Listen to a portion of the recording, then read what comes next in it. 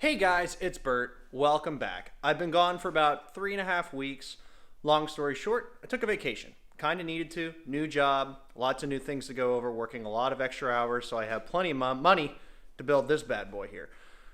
So, it is February 18th, which would make tomorrow February 19th, and this guy goes in for powder coating.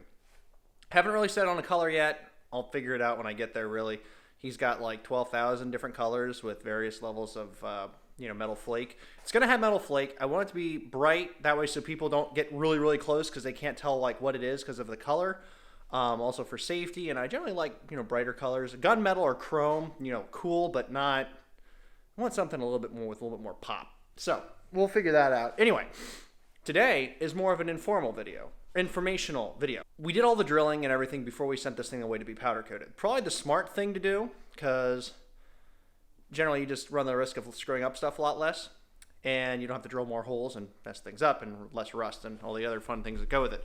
So what I'm going to do is I'm going to show you what we did before we tore this thing apart completely, even though I actually did pretty much take off all the mounting bolts and hardware. I'm going to show you guys all the rivet holes and everything we drilled, what we did, how we did it, why we did it. That way, so if you do your Exocet the same way and you get it shipped to you pre-powder coated, which I would highly recommend, because if it gets shipped to you and, UPS or FedEx screws it up and it gets scratched, you're fucked. So, yeah. Anyway, let's take a look. Alrighty, so first things first, we've got 7/16 holes drilled for the mounting hardware. There's actually one of the bolts right there. That is what will actually mount the seat to the Exocet, the seat bracket. Now, if you notice right there as well, in the center of this, that is the mounting point for the lap belt. Now, Exomotive welds these in already, but it wasn't centered for us. So what I did is I ground off the welds on the side, and I drilled another hole for the 7/16 eye bolt that it has to be grade 8 that I got from Summit Racing for that to fit properly for us. And this will have to be more of a custom job for you, depending on what kind of a bracket you make. But just make sure that you have this securely fastened, because if it's not and your seat breaks loose, you're going to have a bad day. Now, if we look at the back of the Exocet here, we've got several rivet holes, 3/16 that we drilled for this bulkhead panel. Now, back here is also where the battery is going to be put. I'm just going to get one of those marine boxes and put it back there, probably a storage case. And I'm also going to mount the fire extinguisher there, but we're actually going to drill that afterwards just because we're not fully sure on that one yet. So that's the only thing we're really not sure on. The other thing is, when you go to SCCA racing events, you need to have a hole drilled in your roll cage here. We don't know exactly where to put it yet, so what we're going to do is we're actually going to wait until our first race. We're going to ask them, hey, where would you like the inspection hole drilled that is up to their specifications, because they will know, and we're going to drill it right there at the rack, or at the racetrack, and then what we'll do is we'll end up creating a probably 3D printed or a silicone cap to cover it up. That's my choice. Some people say that's not a great choice, but I figure if the people at the race association who know best say where to put it, I think we'll be okay. It also prevents me from putting extra holes in it that I don't need to. Now for the trans tunnel. This guy, bit of a custom job as well. What I ended up doing is installing this with everything else before it was actually all riveted in, just to see how it would fit. We've also got the front bulkhead for the passenger side. That is all one part. You are going to have to clean up that part right there that goes where there's some mounting points at that point that are cut out. You're going to have to grind those down, otherwise it's not going to fit perfectly. Now what we did is we again drilled all the rivet holes. Once I drilled a hole, I used rivets to hold it in place, and we did that all the way around. Now for the trans tunnel, this guy's a bit tricky. A lot of people have trouble getting this thing to fit properly, mainly because it's bent at many different angles, and there's a lot of different choices you can make. Now, with this guy back here, as far as that gap, that's there for a very specific reason. Exomotive put that there so that you could put dampeners in between that so that this thing would not rattle. From what I understand from the manufacturer, and I actually talked to Taylor, who's one of their best experts, and she is very knowledgeable in the Exocet. I give her all the credit in the world for helping me with this.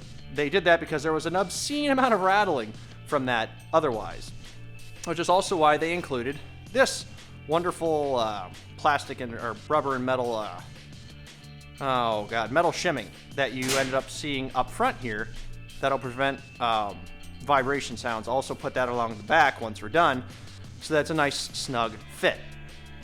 Same thing along with the bottom here with the rivets. We went ahead and drilled it, set it in. So this is where everything's going to get set once it's powder coated. On the other side of the bulkhead, where that bolt is, there's actually rivets coming back in, which we will see once we go ahead and do the final build. But you get the idea. You need to drill all your rivets ahead of time. Be very careful, be methodical. I don't have any of those holding rivet things that are spring-loaded. I don't have any, so I just use rivets because I'm cheap and lazy. But yeah. Then, if we look at the bulkhead on the other side, pretty much the same deal as here. The driver's side bulkhead where the pedal box and all that goes, pretty much the same situation. It fits in the same way. It's a little bit difficult to get in, but all in all, shouldn't be too much of a pain in the ass. Now, when it goes to the skirts on the side, we actually went over this already, but we went ahead and we drilled the holes already so that when we take this thing apart, we know exactly where everything goes, and we don't have to worry about getting anything messed up ahead of time. And everything on this is pretty much asymmetrical for what you have to drill. Again, there's some mounting hardware for the driver's side seat. Placement's a little bit different because I have a custom seat bracket that differ from the driver's side to passenger side, because the driver's side seat is adjustable backwards and forward, where the passenger side seat is not. Coming up here, we've got the holes for the wiring tray. Now the wiring tray, I am actually not going to rivet it. I decided I'm just going to use some self-tapping screws, and we're going to screw it in and leave it there. And that'll be more than sufficient for what we're doing. Now when we come up to the front end here, there's a lot of stuff going on here. Now we got these points right here, which are for mounting the hood attachment bracket. There are 4 in total, not including the aero latch brackets, which are actually this guy right here. So what we end up doing is drilling those out, got them to fit properly according to the specifications that Exomotive has placed on their website, and we were good from there. As far as the mounting bracket for the radiator, that again is kind of a custom job. These brackets come with the Exocet, and they're designed for an NA radiator, which is why we got a nice Mishimoto racing radiator, and it will work just fine. So drilling those brackets is pretty much what you need to do. I don't like, again, drilling into a round tube for the Exocet. I think it's a bad idea. I did drill a couple small holes just to hold that there, but I am going to weld those closed, and then I'm actually going to weld this entire bracket onto the bottom of that tube just for some extra safety and strength. Now, for the radiator mounting brackets, and I do apologize the camera being at odd angles, I have this on a monopod and there's a whole bunch of stuff around me. We've got holes drilled to rivet those in. I don't really mind riveting that part in because it's not going to really be holding a lot of the weight for the radiator, but the rivets will be more than sufficient. I did drill accidentally 2 extra holes, which I'm going to weld closed because I accidentally mounted the radiator a little bit low, and when I put the hood on, it didn't fit, so I had to move it up a little bit. But yep, just more 3/16 holes for your rivets, and we were good to go on that. Now, as far as inside the engine bay, I honestly haven't drilled anything. Main reason why is I'm really not sure what to do yet as far as drilling on the inside of the engine bay. If we need to drill a couple extra holes through some metal bulkheads, that's fine. I'm not too worried about it. We'll be sure to heat cure and prevent any kind of rust, but as far as we can tell, we shouldn't need anything else drilled, really. Other than that, that really kind of addresses the front end. There's nothing else that we really had to drill that I think of. One thing I will mention is that you have your hard line to soft lines for your brakes. Actually, I have all that crap over there. Point is we have to have fenders here in Pennsylvania. So these are the original wheels. These won't work on it. The fenders require a 0 offset wheel. So we're going with 0 offset 15x9s that Exomotive sells. And unfortunately, the old Avanti S-Storm S2s are now on John's Miata because they wouldn't have worked on this. Didn't know that ahead of time. That's my fault. Now right here is actually where we're going to mount the soft to hard line bracket, and it's going to come out a little bit, but it won't be touching the wheel since this wheel is actually going to be out a lot further even when it turns, so there'll be plenty of space on that. It's going to be more of a custom job, so figure that out on yourself, but roughly about 65 to 70 millimeters is where we kind of spaced it. Now moving to the back of the Exocet, we actually went ahead and mounted the gas tank cover and kind of got a feel for where everything should be. Went ahead and drilled the 3 holes for the bracket in the back. The bracket that goes through, this is some extremely hard, thick steel, so you will be here a while drilling those. But there's a bracket here, and it's got the 4 holes that you'll rivet on, and then you've got 2 more brackets that go up here and over there. And it's pretty much the same thing on both sides. Not really all that much to it. There's 4 brackets that hold it on, and yeah, that's really all you have to drill. I'd say all in all, there's probably about 70 rivets, maybe a little bit more. Honestly, I can't count anymore. I've drilled a lot of stuff. I would manage to get it all done with one Milwaukee 3/16 drill bit, which was quite impressive, actually. Other than that, though, I don't have much else to say as far as drilling anything into the chassis. I would strongly suggest, if you're going to build an Exocet, take your time, do it right the first time. Don't half-ass it. I have a tendency to half-ass things, and it's gotten me into trouble, and I've decided this is going to be the one project I'm not going to do that on.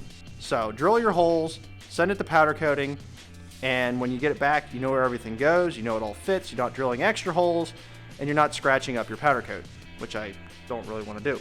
I'm really excited to get this thing on the U-Haul tomorrow and send it out, since my truck is currently broken. But yeah, it's gonna be a lot of fun getting this thing powder coated and in focus so it doesn't look like shit. I'm focusing on a piece of shit, so. Alright, go ahead. Alrighty guys, so it is powder coating day. We got a U-Haul over there. We're gonna go ahead and take this, well, wonderful piece of constructional engineering here, and we're going to put it in there, and we're gonna take it to powder coating. Now, one thing to keep in mind is that this really doesn't weigh all that much. I would say this whole thing weighs about 165, 170 pounds either. Now, as I had said earlier, I went ahead and I welded on brackets right here for the hard line to soft line for the brakes right down here if you want to take a look. And then we also welded on the bottom lower mounts for the radiator. Now there's dirt and dust on this, but whenever this goes to powder coating, this is all going to get sandblasted, and then they're going to powder coat it. Haven't figured out a color yet. I'll try and figure out a color when we get there, after I look at like a million paint swatches.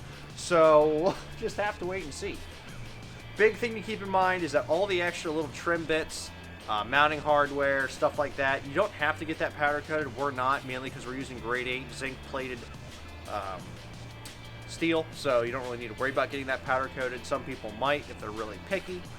Mounting hardware for fenders and other pieces and bits and bobs like that. The shock spacers, obviously you're going to want to get that powder coated as well. We have a giant box over here of random assorted bits, the windshield bracket, shock spacers, pieces for the dash assemblies, and all that. Make sure you get that stuff powder coated. You don't want to have it rust. Trust me, it will rust. Other than that, let's go ahead and load this bad boy into the U-Haul and get going. Eyes in the sky, gazing far into the night. I raise my hand to the fire, but it's no use, cause you can't stop it from I want that other. What the fuck are you doing? I'm trying to reach that other arm thingy. For what purpose? To prove to myself that I'm not as short as I think I am. Hand me the handle thing. Oh look, you're about 10 inches short. That's what she said.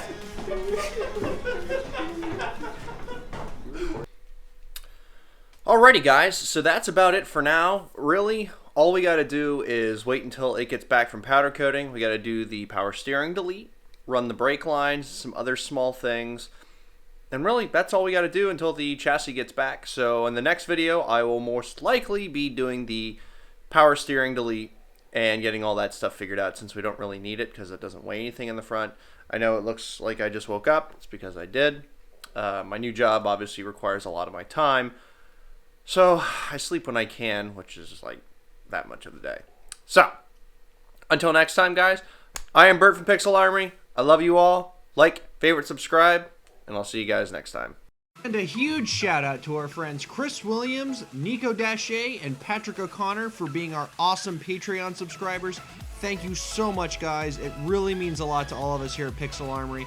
And if anybody else would like to join the crew and be a Patreon subscriber, feel free to go to the link in the description and help us out. Take care, guys. Thank you.